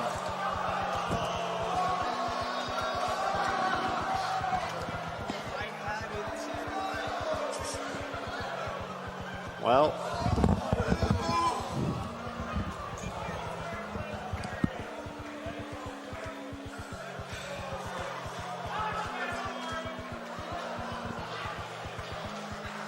I got this. I got this. It's okay.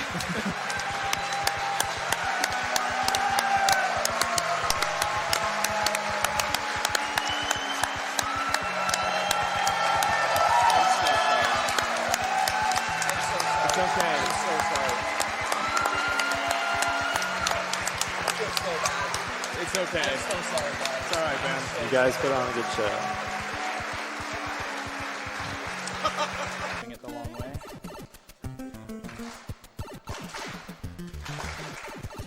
All right, everything should hopefully be set. Drop down, make sure it despawns. All right, so pixel perfect trick there to go into this pipe upside down. Don't move. I need to beat the game.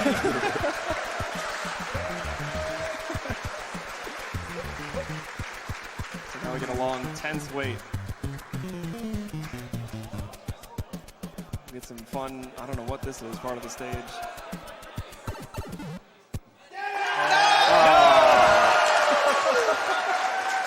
I'm so close, Pete. I'm so close.